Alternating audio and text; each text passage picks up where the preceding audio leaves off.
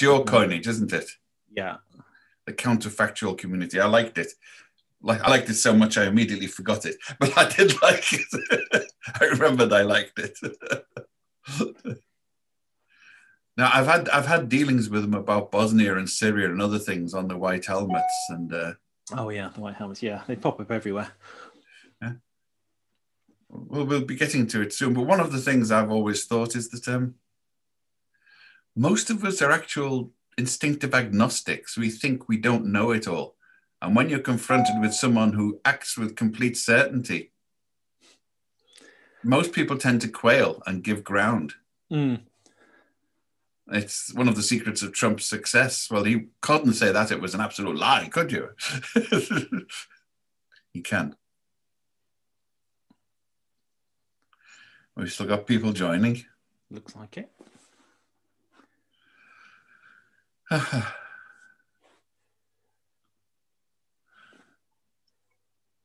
My son is studying computer science now. He's big on these things. My in-house researcher. Are we good to go? Yep, I think so. Here we go. Well, those of you who are late will have to pay the penalty and miss the great scoops that Eliot is about to give you. This is Ian Williams from the Foreign Press Association in New York, and it gives a great deal of pleasure to me today, even more so than many of our other guests. I've had other guests who've been enjoyable. We've mentioned John Bolton in the past, but whose worldview I do not necessarily share. But with Eliot Higgins, I've just finished reading his book, We Are Bellingcat, and I found I did share a lot. We've been inadvertently engaged in many of the same battles for truth. And what I like about him is not just that not that Bellingcat researches and goes into things, but it's the approach, which is just the facts, ma'am. He doesn't start off with a predilection that so-and-so said something, so it must be wrong, or so-and-so said something, so it must be right. He wants to research them all, and he's done it. So as you all know, Bellingcat has been involved in the Russian poisonings. I don't think we can even say the alleged poisonings anymore. They were poisonings and they were Russian. He's been involved in the downing of the airliner over Ukraine, looking at the background, an excruciating detail. In fact, it's quite worrying as I read his book to realize how much of a trail you leave just by merely existing with a computer and a telephone. So I'm going to go over immediately, as they say, without further ado, to Eliot to explain how he got. I think that's the best part. How did you get from being a computer gamer, a bored office worker doing computer gaming on the side, to being presumably on #1 on the Russian Secret Service's hit list? Yeah, I mean, it's basically just a hobby I had initially that really got out of hand. So I was back in 2010, I was kind of working in an office, doing kind of admin work every day. I've been doing that for, the past kind of 12 or so years. And I was someone who kind of grew up in the kind of 90s. I was kind of started being a teenager with the first Gulf War, and then 2011 with 9/11, and that led to the 2003 invasion of Iraq. So for me, I think my teenage years were very much defined by kind of the US involvement in conflicts and kind of UK being kind of drawn into those conflicts. So I was always quite interested in kind of left-wing kind of approaches to those topics. So I was the sort of person who had Noam Chomsky and John Pilger and Seymour Hersh and Robert Fisk, those kind of books. And kind of as I was growing up, I was always interested in that kind of area, but also as someone who spent a lot of time on the internet. And, even from like the mid-90s, I was kind of using kind of CompuServe and, those kind of platforms, then moved on to using internet forums like the Something Awful forums, going on places then like the Guardian Middle East Live blog in 2010, when the Arab Spring was really getting going. And what was quite unique to me to that is how you could watch a live stream from like Tahrir Square as the security forces battled with protesters over hours and hours, and kind of just in Cairo. We should explain to anyone who's not up on geography. Tahrir Square. So in Egypt, so during the Arab Spring in Egypt, you could watch the live stream kind of battles between protesters, and then I was kind of just commenting online about it. And when it came to Libya, there were more videos coming from the ground, and a lot of debate about these videos, whether or not they were genuine or not. I think the media had got a bit scared after a few kind of scandals, like there was a blog called Gay Girl in Damascus that was being cited quite a bit in the media, and it turned out to be some guy in the US just pretending to be a gay girl in Damascus, and it turned into like a huge string. And I think that had a real impact on the way the media saw content coming from these kind of Arab Spring countries. So even when there were videos and photographs, there were, I think they were a bit scared about using it. Yeah, it seemed really interesting to me. There was stuff there showing, rebel groups capturing towns or arms depots getting overrun, where there was stuff that was interesting in there, but it wasn't really being taken seriously or even used. The people who were really discussing it were the people in the comments under these, like the Guardian Live blog, where I was talking a lot, or on the Something Awful forums, who would kind of share it and then kind of argue whether or not it was genuine. And I thought, well, can we actually figure out what is genuine in these videos? And there was a video that came from a place called Tiji in Libya. And it was significant because the rebels had claimed they had captured this town, and having followed the conflict like every single day and reading all the comments and tweets and YouTube videos and basically everything there was in English about what was happening in Libya, it was significant because it showed the rebel group in that area had pushed out of their frontline positions they'd been holding on for weeks. So I saw this video. It was a video that showed a tank running down this road in the center of this town. The road was about 2 lanes wide with a central divider. It was next to a mosque with a dome and a minaret. And I thought, well, let's see if I can see it on Google Maps. So I went to Google Maps. I searched for Tiji in Libya, which took me right there. There was satellite imagery of it. And very clearly, there was one major road running through this quite small town. I zoomed into that and I could see it was wide enough to have, certainly a tank on it. There were like cars visible showing it was 2 or 3 lanes wide, plus it's a central divider splitting it into 2 sections. So I followed that along, and there was a mosque on the road with a dome and a minaret. And then I went back to the video and looked at the smaller details, like the wall that went around the building, or the curve of the road, or the position of buildings and trees. And as I looked at the satellite imagery, I realized it matched perfectly. And that was kind of early 2011 when I stumbled into this idea of what we now call geolocation.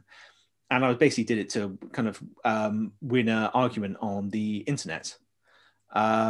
So it kind of just, was a really strange kind of way for me to figure out how to, figure out what was going on.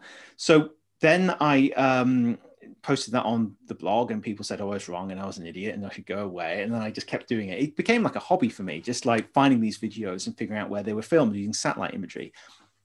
And because I was posting about it almost obsessively every single day, I was kind of training myself to do what was eventually a core skill in investigation.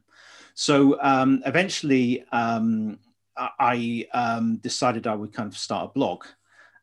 Really just to bring together the kind of ideas I had kind of come across, not to be like a journalist or an investigator, really just somewhere where I could write. You weren't being paid for this, were you? No, I was just doing this as a hobby, and I just wanted to see what I could, almost like, I mean, my daughter had been born a few months earlier and all my other hobbies had gone out the window. And I thought, well, if I do a blog, I can pick this up and put it down. And it's interesting to look at these videos in this way. And that was early 2012, which is when the kind of conflict in Syria had started to escalate. And because I didn't really know I didn't know any Arabic whatsoever at all. I was focused on these videos that were popping up online where like the rebel groups had certain weapons, and using resources online, I taught myself what those weapons were.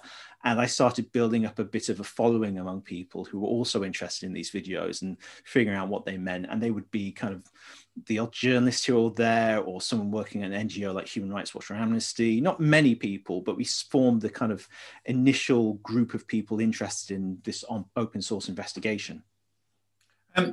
We've got a question here from Rolf Engelman, which I think is relevant.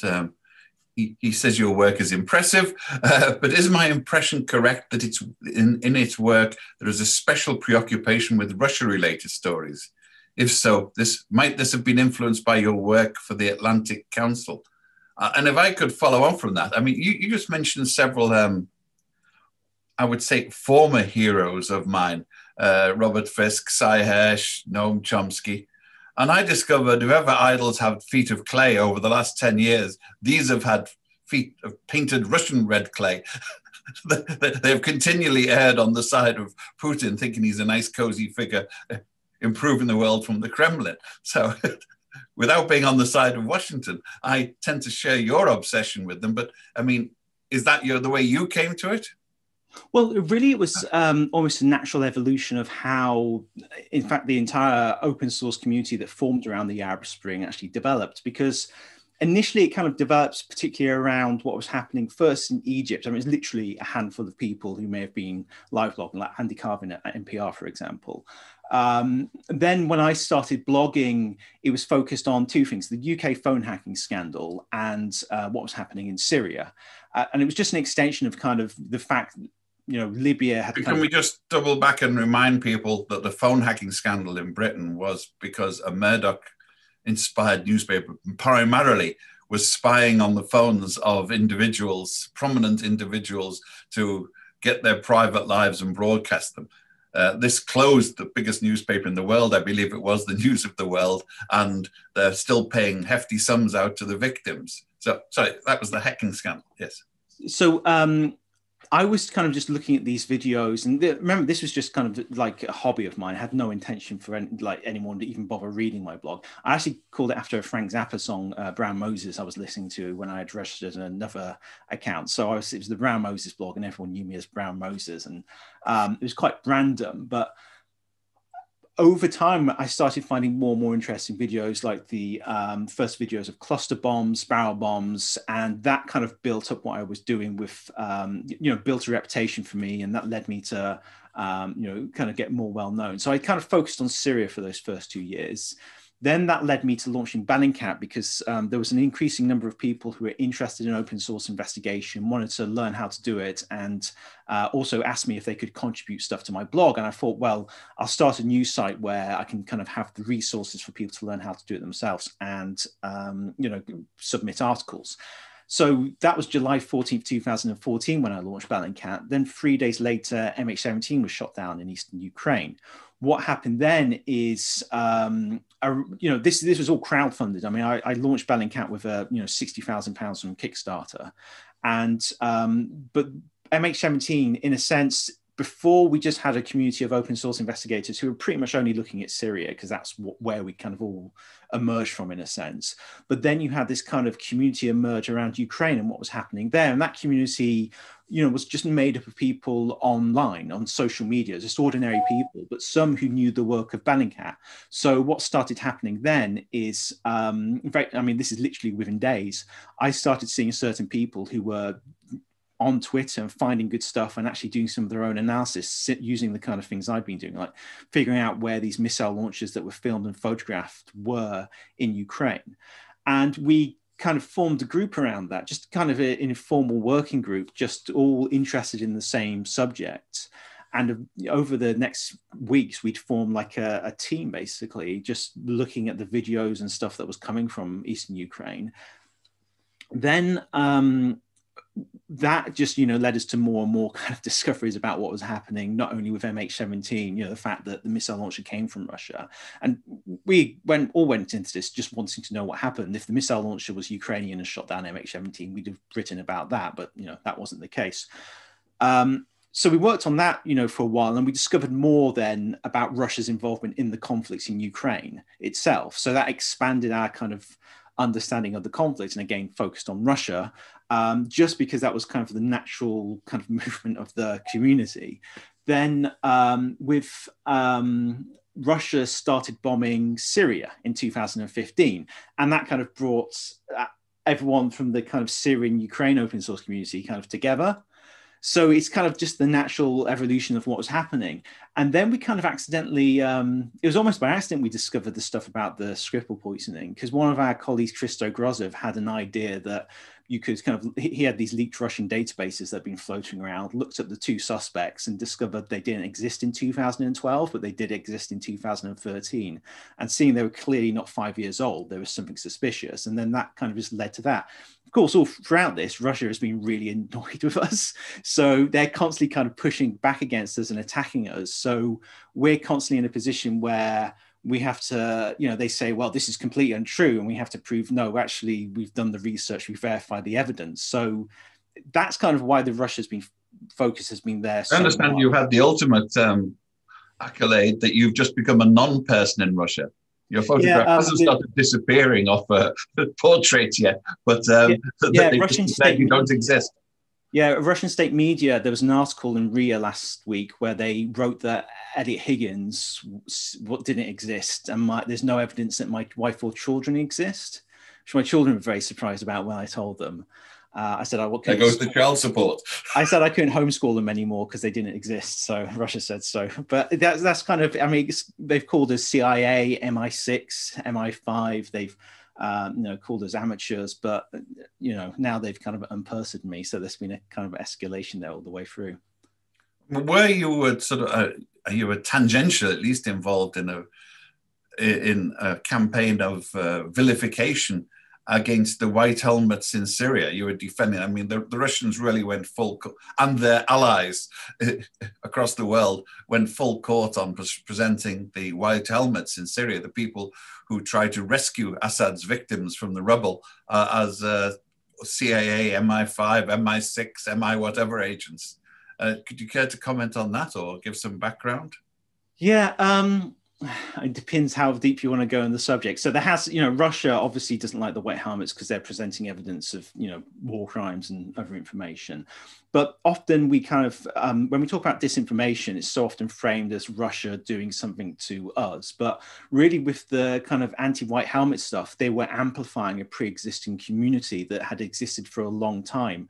It was made up of many people who had a distrust of the West, in particular because of the invasion of Iraq in 2003.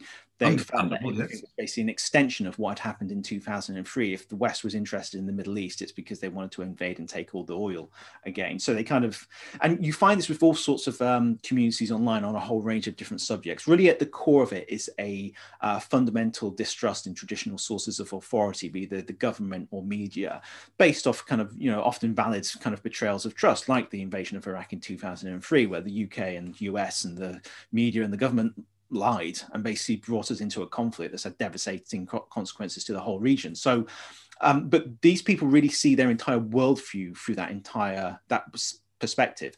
And it's not just unique to the invasion of Iraq. It can be stuff, related to kind of coronavirus. You find a lot of the coronavirus conspiracies are coming from people through the kind of alternative health community who have a distrust in kind of mainstream kind of medical authority. And often those people, or some of those people in those communities, are then drawn into kind of vaccine conspiracy theories. And it's not like you distrust doctors, therefore you're a vaccine conspiracy theorist. There is almost a process of radicalization in these kind of counterfactual communities that start forming online. It's the same as well for things like the flat earth movement. You might click on a video thinking the flat earthers are funny, but 1 in 10,000 people will watch the video and say, actually, that's interesting, and keep clicking on another and another that's helpfully served to them by Google or, whichever social media platform, thanks to the algorithm deciding they want to know about the earth being flat. And you end up with this kind of process of online radicalization around a whole range of different topics. And I think really those communities see themselves in opposition to these traditional sources of authority that they see as the enemy. They see, I've been let down by the media, the government, they've betrayed, what I believe in, therefore they're bad and should be destroyed. And anyone who doesn't agree with me is either a dupe or proactively part of that deception. And the white helmets thing is really something that has, taken hold within a certain kind of community.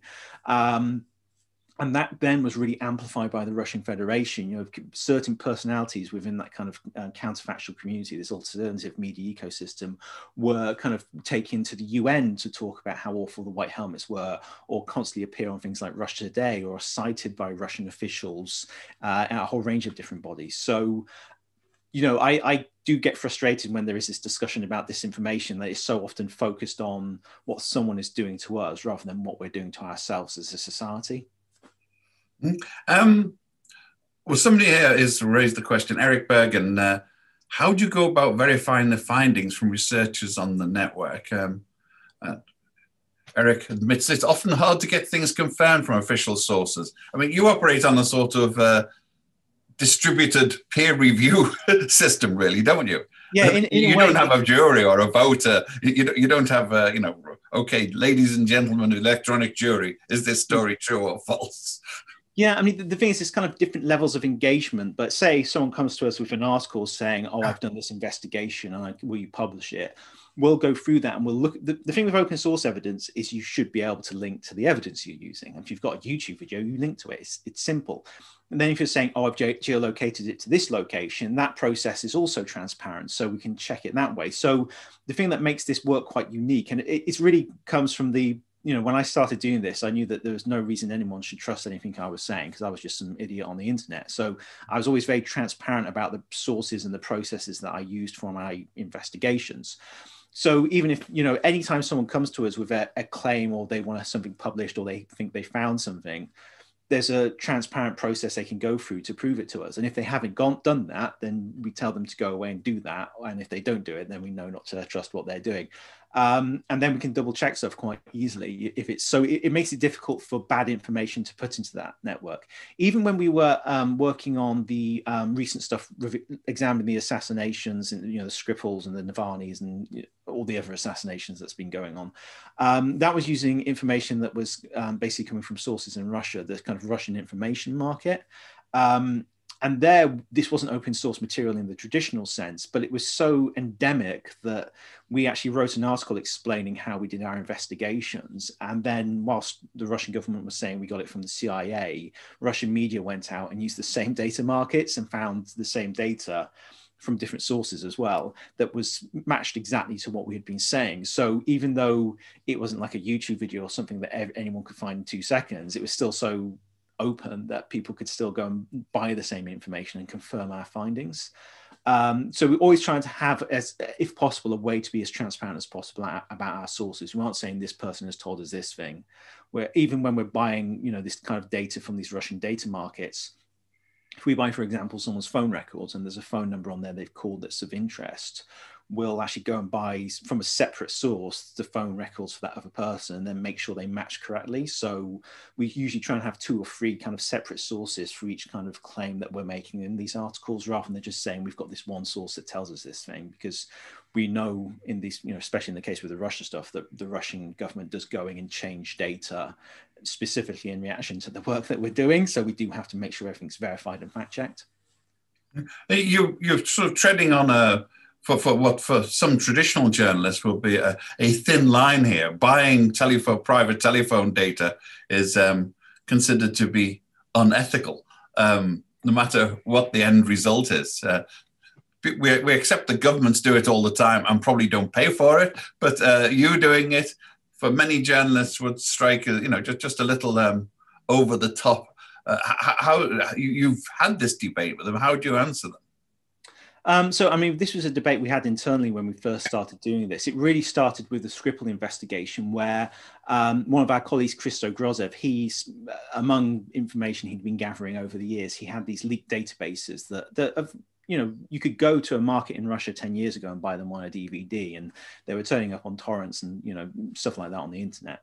So he had some, and he looked up the 2 suspects who were, presenting themselves as being sports nutrition salesmen who came to Salisbury to see the 123-meter spire on Russia Today, and discovered that in the 2013 databases he had, like house registrations, they existed. But in the 2012 database, they didn't exist at all. They just come into life from nowhere in 2013. And that was really suspicious. And, we're talking about nerve agent being used in a British town to assassinate people. And, that like Charlie Rowley, who was the partner of Dawn Sturgis, who died from being exposed to Novichok after he found a sealed perfume bottle inside a bin and gave it to her thinking it was a perfume, and it was actually filled with Novichok. That, if he had been walking down the street and dropped it on the floor, he could have, poisoned half the town with that Novichok. It was, irresponsible is a light word to say what was happening there. So the other thing we thought as well is if we expose who these people are, it'll make it impossible for them to fly around Europe poisoning people. So for us, there was also on the other flip side of the ethical coin, the fact that we knew we could get this data, and by not doing it, that could actually result in more people being assassinated with nerve agents. But then that just kind of turned into like this endless. I mean, the Navalny thing we did recently was basically just an extension of what we started in 2018, because that research on the Skripals led us to another assassination attempt in Bulgaria in 2015, linked to more of these GRU officers. That then took us to a nerve agent lab, a secret nerve agent program in Russia, that we identified the scientists who had been working on the old Novichok program, basically went on to work in these other places, that one of which supposedly made sports nutrition, just like the Skripal assassins said they were doing. So I don't know if that was an in-joke, but that was like a weird moment. So when Navalny was poisoned, we just checked these people's phone records, and they'd been calling an FSB team, who we then discovered had been following him 40 times. And now we discovered have followed numerous Russian opposition figures and also non-political figures who died under mysterious circumstances or fell extremely ill under mysterious circumstances. And we're still finding more of these cases. And it's like, okay, where do we draw the line where it says, okay, this isn't ethical to do anymore, because we are revealing a massive Russian state-sponsored assassination program using an illegal nerve agent program, which seems to us like significant enough that it's justified. But we've continually had a kind of ethical debate, because with Bellingcat as well, we're a bit unusual in that we're a charitable foundation. So we have a supervisory board we have to kind of justify our acts to, and, have these ethical discussions with as well. So, top to bottom, we're having these discussions. This isn't kind of like, an organization where I'm the king of Bellingcat and I get to decide what we do. We have to justify it to like our board of directors and our supervisory board. So it's something we have a lot of debate about in the organization. This, you can almost see why Putin's nostalgic for the good old days of Stalin. This information would not have been leaked in the good old days. I mean, the fact that the Soviet Union the Russians are so incompetent in protecting their sources, and B, the system is so permeable and transparent to you. It must be extremely galling to the old style apparatchiks in Moscow. I mean, it really must be. But it's always been interesting for me how, Russia really does genuinely seem to think that we are part of the MI6 or the CIA. I've spoken to people from a variety of bodies at the UN and other places where they said they've spoken to Russian officials who've seriously told them that Bellingcat is working for the intelligence services or MI6. We had the Russian ambassador to the UK tell a room full of journalists that we are working for the British deep establishment and working with the intelligence services. And I think they genuinely believe this now. And that worries me a bit, because when we're publishing about all these Russian assassinations and the secret nerve agent program, it kind of logically follows that they must think that if we're publishing it, then it must be MI6 or the CIA telling us to publish it. And therefore the governments must know. But then when the governments only dispel a few diplomats and do a few lame sanctions, do they then think, well, the governments mustn't really care because their intelligence agencies have been instructed to reveal this information to the public, and now they're just doing a few lame sanctions, so let's keep murdering people because obviously they're not that bothered about it. So that kind of really worries me about this kind of the international reaction. You certainly get that impression with Syria, because this week it's been in the Security Council, and the Irish ambassador, amongst many others, was saying, what type of body is this? They've been killing people in Syria for 10 years. You've been observing it. You've been finding nerve gas and chemical weapons in there, and you're doing absolutely nothing about it. Question was asked this very week, I believe, by several ambassadors in the Security Council. So you can quite understand why, if nothing happens, did the tree really fall? Well, yeah, this is the thing. I mean, I think personally for me, with Syria in particular, and chemical weapons is something I've worked on, for a long time, and I'm very much part of the community now that's involved with the justice and accountability efforts, like the recent stuff that's happening in France about the August sarin attacks in Damascus. But the way that's being reported, I think the average person would probably think there's been 3 or 4 chemical attacks in Syria, whilst the reality is close to 300 or 400. And these are very, very well documented. I mean, not just through open sources, but there's a lot of information that has been gathered around these attacks that is really quite detailed. Yet it's being done on such a massive scale. And you wonder that, if there's a perception from the Syrian government and the Russian government that our intelligence services are so great that they know everything and they know there's all these attacks going on, then the fact there's been no real reaction against 99% of the attacks seems to create this kind of permission structure. And that really worries me, because if that happens in Syria, then other countries might be seeing it the same way, that there's this massive amount of chemical weapon use that is acceptable as long as you're only killing a few people with it every time you're using it, but you can do it as much as you want. Well, you've seen, we've seen in, I mean, sadly, you came along too late to deal with the Balkans, but the same type of misinformation was being used in the Balkans. Flat out denial, 6,000 corpses at Srebrenica. Oh, you're inventing it. They're made up. They just grew overnight. The type of complete, utter denial by governments. But are you tempted to redeem yourself by doing a sort of blockbuster style Julian Assange job on the Pentagon or Washington? The thing is, a lot of people say, why don't you do the same thing you're doing with Russia, with these spies, with the US? And you can't, because the US doesn't have all its data being leaked online, as easy as, popping down the shop to buy a bag of chips. It's kind of, it's so available. There's so much leaking of information going on that the circumstances that allow us to do these kind of investigations are actually quite unique to Russia. And we have investigated stuff, that focuses on the US. We did a really big investigation into violence against Black Lives Matters protesters, for example. We've investigated a really horrific airstrike in Syria by US forces on a mosque that was filled with civilians, which the US claimed wasn't really a mosque. It was an Al-Qaeda meeting location, yet there were like women and children being pulled out of the building. And, we've done a lot of work actually investigating, for example, Saudi airstrikes in Yemen. And we're doing that because Bellingcat isn't, although we're kind of considered as a journalism organization often by many journalists, we actually do a kind of a range of activities. So we do a lot actually with justice and accountability. So I've been working with the International Criminal Court's Technology Advisory Board on looking at the issue of using open source evidence in courts. And what's very unusual about this field is it hasn't emerged from a field of experts. It's emerged from a field of amateurs. And because this information is so valuable in accountability, there's questions about how you can actually use this evidence in courts. And so that's meant as almost like a frontline responder to the kind of incidents that are happening using open source information.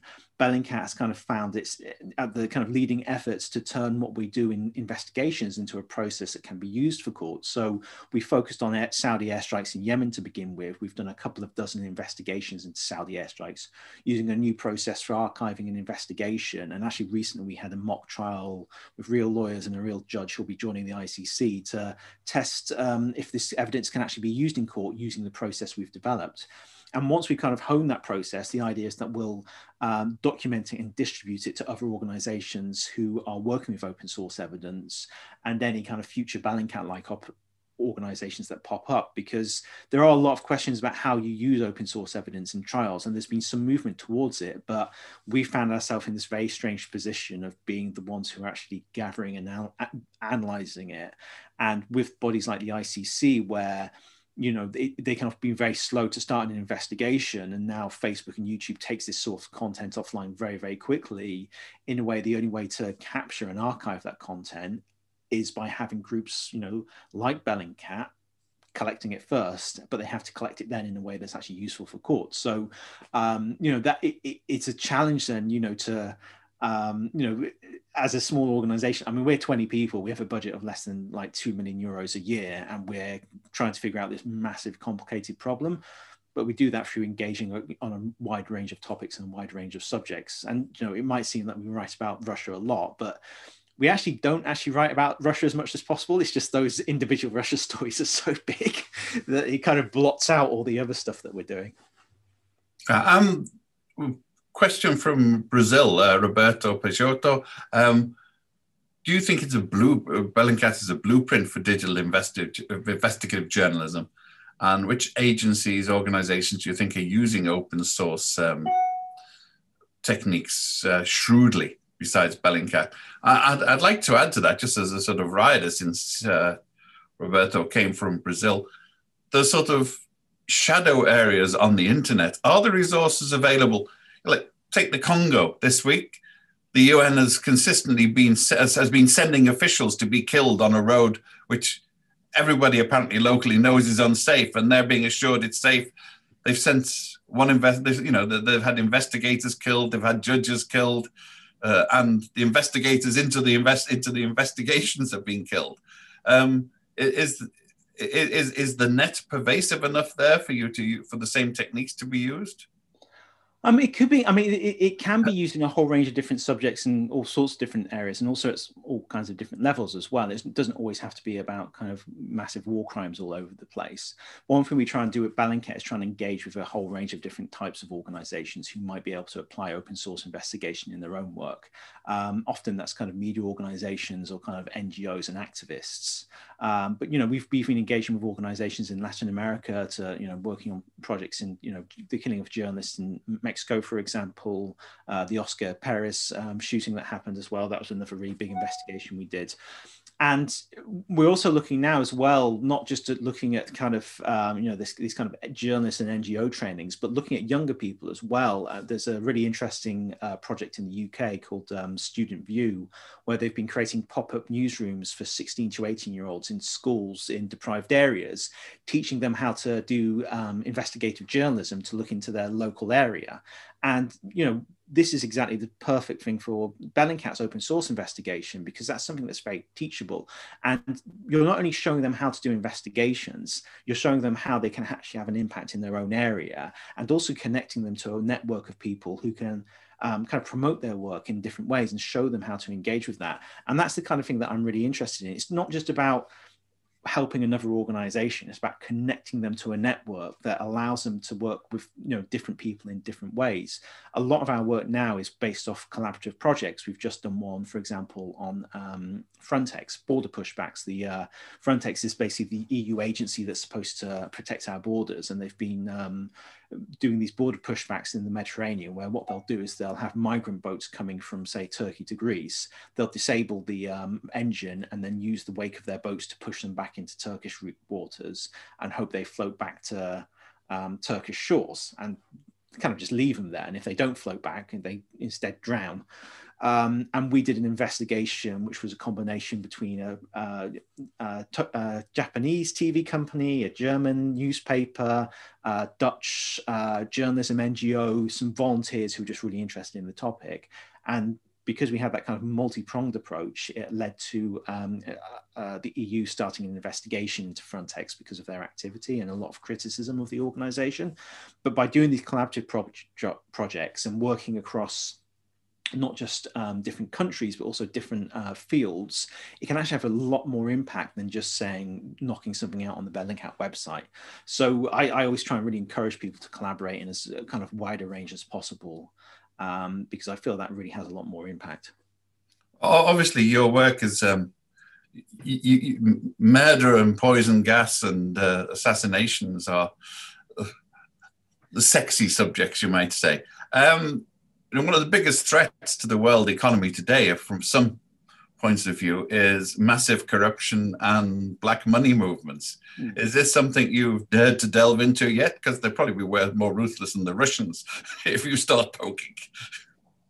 Yeah, we've done some work. I mean, we did a really intense data project on the use of Scottish limited partnerships in the UK for suspicious financial activities, which is probably not worth explaining to an American audience, but it's kind of one of these things that, the data's there, just no one ever bothers looking at it, and we just put someone on to look at it, and there was a lot of interesting stuff going there. Apparently lots of Russians and Ukrainians own companies in Scotland for some reason. Like rubber bands. It's very, we've done stuff on that. I mean, you can use open source to investigate corruption in politicians by, finding out, often you'll find in certain parts of the world where there is a lot of corruption, you'll find the kind of wives and girlfriends and children of these politicians are, on Instagram taking, photographs of all their expensive kind of jewelry and cars and holidays they're going on, whilst the person's earning like $10,000 a year officially. So you can use kind of open source investigation to do that as well. And we do have some other big projects in the works on corruptions. But I mean, you have groups like the Organized Crime and Corruption Reporting Project who do really amazing work on that. We did a piece recently where we collaborated with a group focused on Kyrgyzstan and corruption there and the customs officials, which led to protests and some quite, strong public reaction to that. So yeah, we do kind of work on all kinds of areas, and open source investigation really is applicable to all kinds of things. We've been doing recently conservation issues, looking at groups who are involved with illegal wildlife trades. We've done something more recently where we looked at how in Dubai there's a community of people who buy and sell basically baby wild animals, like, you know, tiger cubs, so they can be used in Instagram photographs.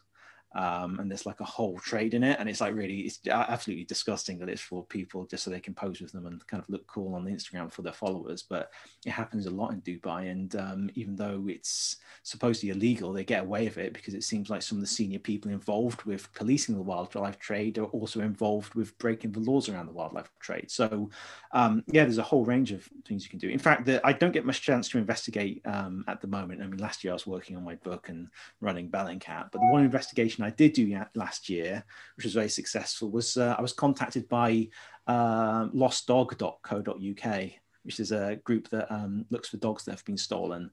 And they came to me saying, we've got this CCTV footage of a car that has a stolen dog in it. Can you look at it and figure out what it is? And there's a very blurry piece of footage and you couldn't read the number plate. But one of my colleagues, Timmy Allen, he had developed a process to use machine learning to decipher blurry number plates. And he developed this to investigate murders of police officers and journalists. But we applied it to this car that had stolen this dog and found that it got the number plate. The police used it, went to the person's house who had owned the car, and the dog was in the garden barking away, and they rescued the dog. And that was like 10 minutes work, but it's reunited a family who had their animals stolen. And I hope leads to a flood of donations from dog lovers for Bellingcat's charitable work. So these techniques as well, when you develop these techniques, they can be applied to all kinds of different subjects, from stolen dogs to, you know, the murder of journalists. So by sharing it and propagating those ideas through a network as well, that's kind of you know, makes it easier for other people to kind of achieve you know, interesting findings in their own work. Our colleague Frank Gomez almost touched on, with the limitless number of possible areas of focus, how do you narrow them and select the ones you want to explore? Is it just an element of serendipity, like, you know, passing dog lover calls you up? I mean, it varies quite a bit. I mean, generally, my rule is that if people are interested in doing stuff as researchers, they can go off and do it, because they're the ones who are going to spend, you know, hours and hours looking at 10,000 Facebook pages to figure out, you know, the clue. And if they don't care about it, they aren't going to really enjoy that process. But within Bellingcat, we do have a kind of long-term strategy that is around developing ideas around justice and accountability. So we're looking for projects where we have an opportunity to do investigations that we can then use in work with legal organizations to see if we can use them in court. So that's why we're focusing on Yemen, because those investigations were actually used to challenge UK arms exports to Yemen, to Saudi Arabia rather. I mean, the UK just moved the goalposts of what they thought was acceptable when they saw our evidence, but, you know, the whole point was that we were trying to make this, and this is why we're testing it in court. So really now our staff know that we have these kind of broad goals, but even within that, they can have, you know, a huge scope of what they can do. I mean, it is frustrating though, because we are a small organization, and even with volunteers, when you're looking at stuff like war crimes, you do need quite a small group working on that, not least because there's issues of like vicarious trauma, but you also have to have a systematic evidence collection process, which makes it more work intensive and not something you can just kind of crowdsource online. And it's very frustrating when you know there's stuff that could be investigated in, you know, Sudan and Myanmar and all over, that we just don't have the resources to do, even though we're sure we could do huge amounts of work on those areas. But that's again why we train other people to do open source investigations. So there's a chance that even if we aren't able to do it, that someone else has the skills to actually do that. Part of it is, I mean, I see a pattern developing as well, because you're finding information, but you're not able to get it out there in a way that has an effect. I mean, you mentioned the multiple chemical warfare attacks in Syria. You've mentioned some of the other incidents. What I don't remember is the headlines about them. Well, or the questions asked in Parliament or Congress, or, you know, the various legislative bodies. What are you doing about this to the governments? You discussed the stuff in Yemen, and the Saudis are still dropping high explosives on Yemen, even if the British have now decided that they're not the defensive high explosives being dropped. I mean, one sense, I mean, Syria is a kind of a weird one because although there's not been a kind of direct impact, like, an investigation has led to, the UN doing something, there has actually been this, in the justice and accountability community, Syria has kind of set the example of what you can potentially do with this kind of work. I mean, it's sad that we can't do a lot with the work in Syria, but for example, the Open Society Justice Initiative has just worked together with various organizations to put together a case in France against Syrian officials on the August the August 5th and 21st sarin attacks in Damascus in 2013. And that started by them talking to me about the open source evidence of these attacks. And they're doing more and more around these kind of attacks. And sometimes when, accountability isn't, it doesn't come fast sometimes. Other times, though, it can be surprisingly fast. A few years ago, there was a video shared online from somewhere in Africa. This is all we knew. It showed kind of this just somewhere, it could have been, you had no idea where it was. It was kind of in the countryside. There were a few kind of small structures, a dusty path, two women carrying two very young children on their back being marched down the road by a group of soldiers and then executed on the roadside. It was a really horrific video. And it was being shared on social media. At that time, we were doing a workshop with journalists in London, and we usually do 3 days of training of open source investigations and then 2 days of investigating stuff that they're interested in. And this video was what they were interested in. So in those 2 days, we managed to identify the weapons and uniforms as matching to those being used by a specific part of the Cameroonian army. And one of the journalists went on and did a piece on his ITV News in the UK. And then some journalists from the BBC picked it up and started asking questions of the Cameroonian government, who responded by giving a lengthy press conference where they had the video still with fake news written underneath it and explained step by step how it couldn't be Cameroonian, the guns aren't right, the soldiers, everything was wrong. That was, like a red rag to a bull to us. So we kind of formed a group that was people from Amnesty, Bellingcat, Conflict Arms Research, but some people from Twitter who were just really keen on looking at this video and had done a lot of work on it. And we figured out exactly where it was filmed, who the people were in the videos. That led to the Cameroonians having to put them on trial for murder. And a couple of months ago, they were convicted for those murders. So it is possible to have impact. And the sad thing is that only got looked at in that way because we were running a workshop where a bunch of people kind of came together and started looking at it. If it really hadn't been for that, there's a good chance that would have never been looked at, and those people wouldn't have found accountability for their actions. And for me, it kind of shows the potential of what you can do with this, but also frustrates me that we can only do it in a really small way because we're a tiny organization. And that's again why we try and spread the word about open source investigation as much as possible. Well, as we in the FPA have discovered ourselves, if you have a good organization, people imitate you with pseudo ersatz imitations, not doing the job properly. So one of your problems is you want to replicate yourself because you're not holding on to intellectual property on this, are you? You're eager to push it out. So how do you make sure that as organizations emulate you, they operate on the same, ethical standards? It's difficult. I mean, we don't have that as too much of a problem at the moment because it tends to be quite small scale. And some of the organizations, the thing is, you do have to make a real time commitment to do this work. It has to be all you do. So within the media, for example, it's been done most effectively by the New York Times and the BBC Africa Eye team, who are actually involved with the Cameroonian case, where they've had a team dedicated to this kind of investigation, although their outcome is purely kind of journalistic, whilst we have outcomes that are kind of multi-headed. We have journalistic types, accountability types, we have a range of kind of goals with what we're doing with our investigation work. So it makes it quite difficult actually to have other organizations starting to do this because they do have to have that commitment and it needs resources. So what we do more and more is partner with other organizations who are kind of more traditional organizations in their field, be they human rights or journalists or whoever, and give them our kind of open source investigation experience as part of an investigation that allows them to do their kind of more traditional investigative work alongside what we're doing, combining our efforts and then having multiple outcomes, that allow us to kind of approach that problem, from different angles when we kind of come to the impact side of it. So it's difficult, but it's the thing is, it's quite, I think in the open source community, we're quite happy to call out other people who are getting stuff wrong with open source investigations. So in a sense, we're self-policing, because I think a lot of open source investigators, you know, especially the amateurs ones, if you're a professional organization and you mess up an open source investigation,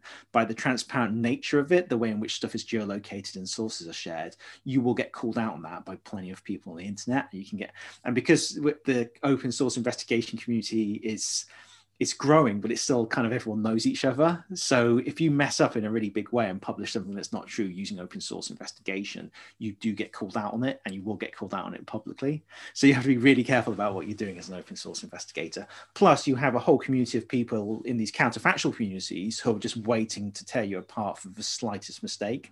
So in a way, that kind of polices those organizations who might kind of make, you know, do it the wrong way, because if they're publishing stuff. I love your coinage, the counterfactual community, and you're sort of really belling the cat here, because you've been looking at Black Lives Matter and presumably January the 6th. But with Black Lives Matter, there were accusations and counter accusations. There were people who have now been revealed on Capitol Hill who seem to have been involved in provoking some of the violence, which was alleged at the time but denied. Where did your work from there? How far has that gone?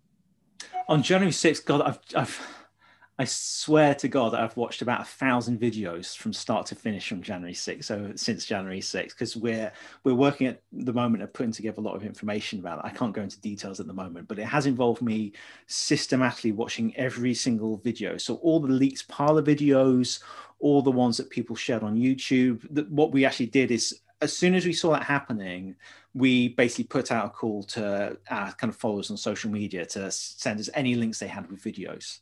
And we collected a selection of about, I think we ended up about with 500 or 600 video links from a whole range of different sources.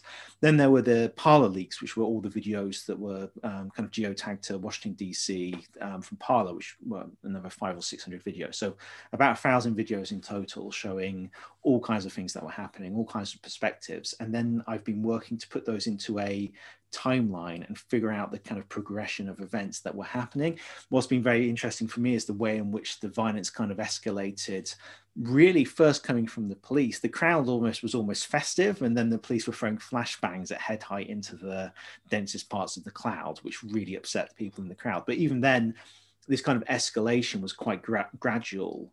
And that doesn't really come across in a lot of the way that this has been reported. It was just suddenly they descended on the Capitol, broke in and smashed everything up, but there was kind of more progression there. So it's kind of been very interesting for me to kind of look at that. On the other side as well, we've, I mean, we do occasionally help law enforcement, like with the MH17 case, where we found a lot of open source evidence we shared with the joint investigation team.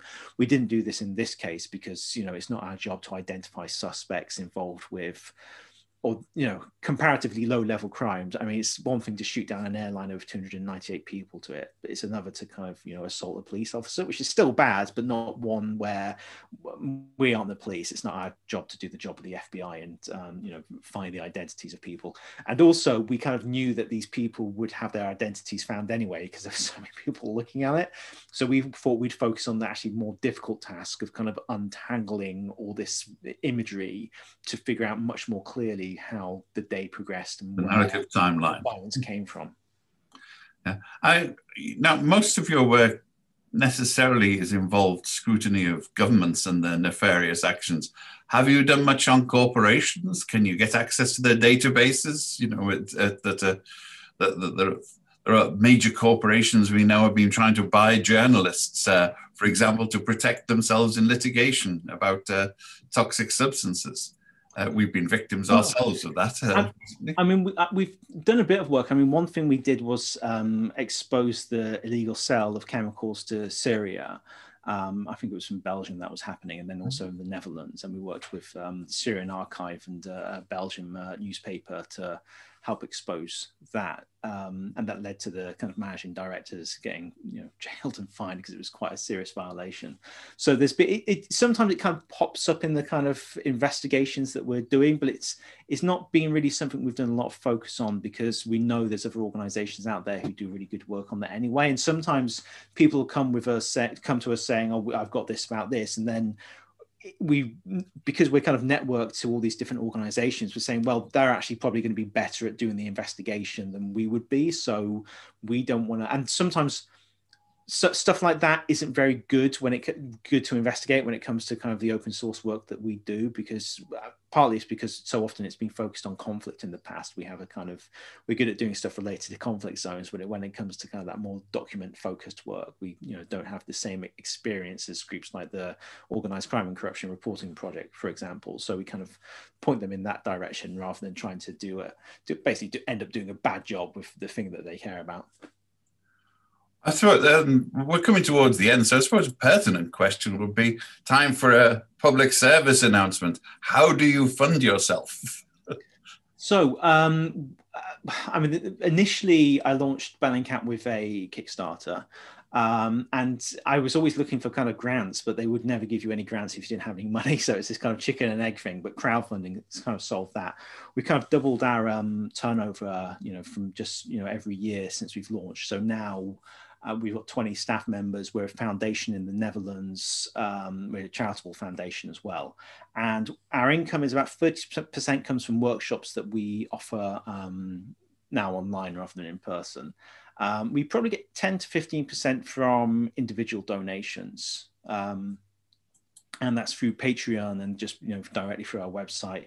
And kind of the rest of that is then made up with various organizations who sponsor us. And this is all listed on our website. If you go to bellingcat.com/about, we have all our funders listed. Because we audit every year, we have the results of our yearly audits as well. And that was actually intentional, because as we get accused of being the CIA and MI6 all the time, and taking money from these people and that people, but we have it all on our website, who we're funded by, how our funding is broken down in quite a detailed matter, and how that's actually spent as well, because we have to be transparent as part of the regulations in the Netherlands for a foundation. But we kind of purposely chose that to be that structure, because we'd be forced not only to have that, but also the governance structure. That means that I am part of a board of directors, not the boss of Bellingcat, and we have a supervisory board that makes sure that what we say we're doing as an organization, that we're sticking to, and that we have to constantly be reporting up to them about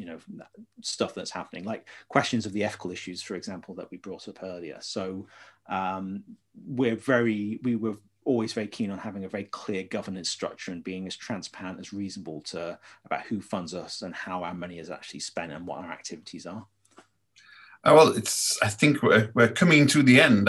I should thank you very much from the Foreign Press Association. We hope that we can arrange some workshops, particularly for US journalists and for foreign journalists here and abroad. With your behalf, we can work together on this and do the Lord's work, as it were. On Friday, in a sort of related zone at 11 o'clock, we have a lawyer who has been an amicus curiae for the ICC case on the Middle East, who was speaking on, that's Friday at 11 o'clock. As you know, it's controversially just been accepted by the ICC that they're going to investigate this, and whether or not the state of Palestine is recognized or not.